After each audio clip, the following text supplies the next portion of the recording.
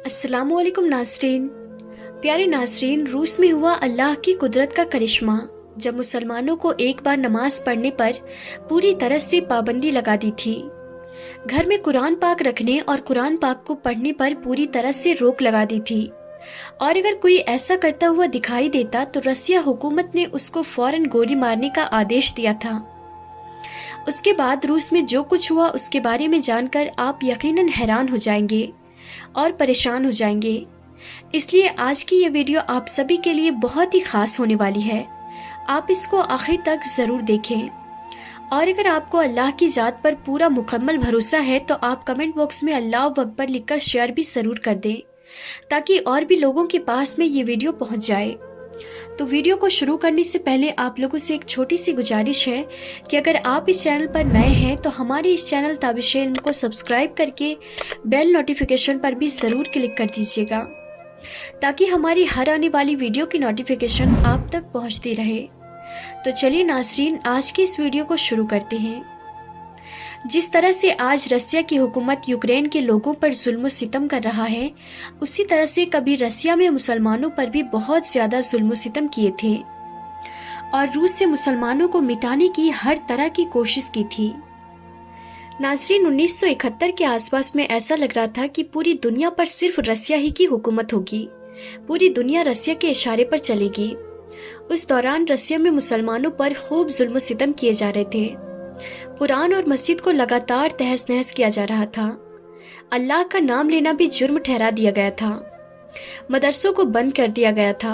पहले से बनी हुई मस्जिदों को या तो तबाह कर दिया गया था या फिर उनको गिरा दिया गया था।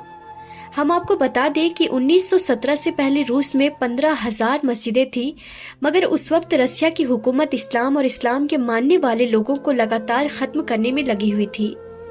इसलिए फिर 1971 आते आते सिर्फ 94 मस्जिदें बाकी रह गई थी, यानी कि बाकी की मस्जिदों को या तो शहीद कर दिया गया या फिर गिरा दिया गया था या उनको बदल दिया गया था। उस वक्त रूस में अजान की आवाज़ देना मानो अपनी मौत को आवाज़ देना जैसा था। उस वक्त रूस में आलिमों का बड़े पैमाने पर कत्लेआम किया गया, औरतों की इज्जत लूटी गई, लोगों को ज़बरदस्ती ईसाई बनाने जाने लगा था। हर मुस्लिम को मुस्लिम होते हुए भी अपनी पहचान छुपानी पड़ती थी। और यही नहीं, अगर उस वक्त में किसी के घर में कुरान पाक की आयत का एक टुकड़ा भी मिल जाता तो उस घर की तमाम खानदान के लोगों को कत्ल कर दिया जाता था। इसी डर की वजह से मुसलमान अपने घरों में कुरान को रखने के बजाय कुरान की हिफ्ज करने पर मजबूर हो गए थे। आज हम आपको एक ऐसा ही वाक़या बताने वाले हैं जिसको सुनकर इंशाअल्लाह आपका ईमान ताज़ा हो जाएगा और आप सभी का दिल खुश हो जाएगा। इसलिए आप इस वीडियो को बिल्कुल भी स्किप मत कीजिएगा। तो नाज़रीन, आज हम जो वाक़या आपको बताने जा रहे हैं ये वाक़या सन 1973 का बताया जा रहा है। उस वक्त रसिया में कम्युनिस्ट का राज था। उस वक्त रसिया हुकूमत ने घर में कुरान पाक को रखने पर पूरी तरह से पाबंदी लगा दी थी। मुसलमानों के नमाज पढ़ने पर रोक लगा दी थी क्योंकि वो इस्लाम से सख्त नफरत करते थे। उनका मानना था इस कायनात को बनाने वाला कोई खुदा नहीं है, ये दुनिया अपने आप ही बनी है। नाज़रीन, उन दिनों में एक मुस्लिम ऑफिसर था जो मॉस्को शहर में ट्रेनिंग के लिए चला गया। उसने वहाँ पर जाकर जो कुछ देखा हम आपको उसी की जुबानी बताते हैं।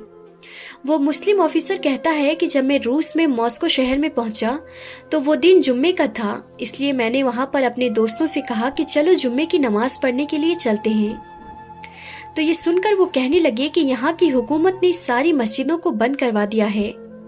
इस शहर में सिर्फ एक ही मस्जिद ऐसी है जो कभी कभार खुलती है। तो ये सुनकर मैं हैरान रह गया और सोचने लगा कि किसी देश की हुकूमत ऐसा कैसे कर सकती है। खैर, उसके बाद मैंने उस मस्जिद के बारे में पूछा जो कभी कभी खुलती थी, तो उन्होंने मुझे उस मस्जिद का पता बता दिया। पता मालूम करने के बाद मैं उस मस्जिद की तरफ चल पड़ा। बड़ी मुश्किल से मैं उस मस्जिद के पास पहुंच पाया। मस्जिद के पास जाकर मैंने देखा तो उस मस्जिद के दरवाजे पर तो ताला लगा हुआ था।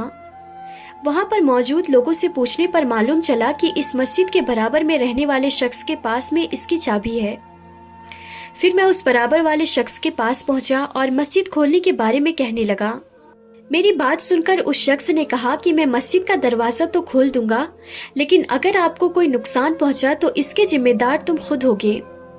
یہ سن کر میں نے کہا کہ دیکھیے جناب، میں میرے دیش میں بھی نماز پڑھتا تھا اور انشاءاللہ یہاں پر بھی نماز پڑھوں گا، چاہے اس کے لیے مجھے کچھ بھی کرنا کیوں نہ پڑ جائے۔ یہ سن کر اس نے پھر مسجد کا دروازہ کھول دیا۔ دروازہ کھلتے ہی مسجد کے اندر میں داخل ہوا۔ مسجد کے اندر جا کر میں نے دیکھا کہ مسجد کے اندر کا ماحول بہت ہی گندا تھا۔ میں نے جلدی جلدی مسجد کے اندر کی صفائی کی اور اس کے بعد میں بلند آواز میں اذان دینا شروع کر دی۔ اذان کی آواز سن کر آس پاس کے سارے لوگ مسجد کے پاس میں اکٹھا ہو گئے۔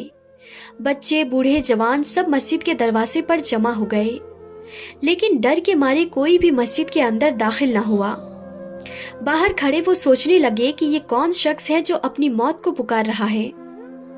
اب میں مسجد کے اندر اکیلا تھا، اس لیے پھر میں جمعے کی نماز تو نہیں پڑھ پایا، مگر میں ظہر کی نماز پڑھ کر واپس مسجد سے باہر نکل گیا۔ ناظرین، وہ آفیسر کہتا ہے کہ پھر جب میں نماز پڑھ کر وہاں سے واپس آنے لگا تو مجھے ایسا لگ رہا تھا کہ جیسے میں نے یہاں پر کوئی نماز نہیں پڑھی ہے، بلکہ کوئی بہت بڑا جرم کر دیا ہے۔ وہ لوگ اس طرح سے مجھ کو دیکھنے لگے اور اس کے بعد میں نے مسجد کا دروازہ واپس بند کر دیا اور اس برابر والے شخص کو مسجد کی چابیاں سونپنے کے بعد میں واپس چلنے لگا۔ تو اتنے میں ایک بچہ میرے پاس آیا اور مجھ سے اپنے گھر چلنے کی ضد کرنے لگا۔ بچے کی محبت کو دیکھ کر میں منع نہیں کر پایا، اس لیے میں اس کے ساتھ میں اس کے گھر کی طرف چل دیا۔ جیسے ہی میں بچے کے گھر پہنچا تو اس کے والدین نے میرا خوب اچھی طرح سے استقبال کیا اور مجھ کو کھانا وغیرہ بھی کھلایا۔ پھر میں نے باتوں ہی باتوں میں اس بچے سے پوچھا کہ کیا تم کو قرآن پڑھنا آتا ہے؟ تو وہ بچہ کہنے لگا کہ ہاں، مجھے قرآن پڑھنا آتا ہے۔ یہ سن کر پھر میں نے اپنی قرآن نکالی، اس بچے کے سامنے اس کو کھول کر کہنے لگا کہ ذرا مجھے اس کو پڑھ کر سناؤ۔ اب وہ بچہ قرآن کی طرف دیکھنے لگا، پھر اس نے میری طرف دیکھا اور پھر سے اس نے قرآن کی طرف دیکھا۔ یہ دیکھ کر میں سمجھ گیا تھا کہ شاید بچے کو یہ پڑھنا نہیں آ رہا ہے، اس لیے پھر میں نے قرآن کی ایک آیت میں اپنی انگلی رکھی اور اس کو سکھانے کی نیت سے کہنے لگا کہ دیکھو بچے، اس طرح سے پڑھو۔ وہ آفیسر کہتا ہے کہ ابھی میں نے ایک لائن ہی پڑھی تھی کہ اس کے آگے وہ بچہ فر فر پڑھنے لگا اور پھر قرآن کو بغیر دیکھے ہی پڑھتا چلا گیا۔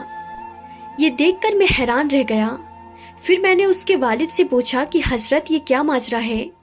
تو انہوں نے مسکرا کر کہا کہ دیکھو، دراصل بات یہ ہے کہ یہاں کی حکومت نے گھر میں قرآن رکھنے پر پابندی لگا رکھی ہے۔ اگر کسی کے گھر میں قرآن پاک کی آیت کا ایک ٹکڑا بھی مل جاتا ہے تو اس کے تمام خاندان کو قتل کر دیا جاتا ہے۔ اسی وجہ سے ہم اپنے گھروں میں قرآن کو نہیں رکھ سکتے ہیں۔ یہ سن کر میں حیران ہوا اور پوچھنے لگا کہ پھر اس بچے نے یہ قرآن پڑھنا کہاں سے سیکھا؟ اس کے والد نے میرے اس سوال پر جواب دیتے ہوئے کہا کہ دیکھو، ہمارے آس پاس میں ایسے بہت سے لوگ ہیں جو قرآن حافظ ہیں، بس ہم اپنے بچوں کو انہی کے پاس میں بھیج دیتے ہیں اور وہ ہمارے بچوں کو قرآن زبانی یاد کروا دیتے ہیں، اور پھر ایک ایسا وقت آتا ہے کہ ہمارے بچے بھی قرآن حافظ بن جاتے ہیں۔ اس کے والد نے بتایا کہ ہمارے یہاں پر کسی کے پاس بھی قرآن نہیں ہے، اسی وجہ سے ہمارے بچے قرآن کو دیکھ کر نہیں پڑھ سکتے ہیں، اور یہی وجہ تھی کہ جب آپ نے ہمارے اس بچے کے سامنے قرآن کو رکھا تو اس کو پڑھنا نہیں آیا، مگر جیسے ہی آپ نے آیت کو پڑھنا شروع کیا تو یہ فر فر پڑھنے لگا۔ اگر آپ اس کو نہیں روکتے تو یہ آپ کو پوری قرآن ہی پڑھ کر سنا دیتا۔ اور صرف ہمارا یہ بچہ ہی نہیں، باہر جو آپ کو بچے دکھائی دے رہے ہیں ان میں سے بھی زیادہ تر حافظ قرآن ہی ملیں گے۔ ناظرین، وہ آفیسر کہتا ہے کہ اس کے بعد میں اس کے گھر سے باہر نکلا، ان بچوں کے پاس پہنچ گیا، ان سے قرآن سنانے کو کہنے لگا، تو وہ بچے بھی فر فر قرآن سنانے لگ گئے۔ یہ دیکھ کر پھر میں نے اپنے دل ہی دل میں اللہ کا شکر ادا کیا اور سوچنے لگا کہ ظالمو، تم اللہ کی کتاب قرآن پاک کو گھروں میں رکھنے پر تو پابندی لگا سکتے ہو، مگر جو قرآن ہمارے سینے میں محفوظ ہو چکی ہے، تم اس پر کس طرح سے پابندی لگاؤ گے؟ ناظرین، اس آفیسر نے بتایا، یہ پورا معاملہ دیکھنے کے بعد میں مجھے اللہ کا وہ وعدہ یاد آ گیا جس میں اللہ تعالیٰ نے خود ارشاد فرمایا ہے کہ بے شک قرآن کو ہم نے ہی نازل کیا ہے اور بے شک قرآن کی حفاظت کرنے والے ہیں۔ سبحان اللہ۔ تو ناظرین، آج کی اس ویڈیو میں تھا بس اتنا ہی۔ ہم پھر ملتے ہیں اگلی نئی ویڈیو میں، تب تک کے لیے آپ اپنا اور اپنوں کا بہت زیادہ خیال رکھیں۔ خدا حافظ۔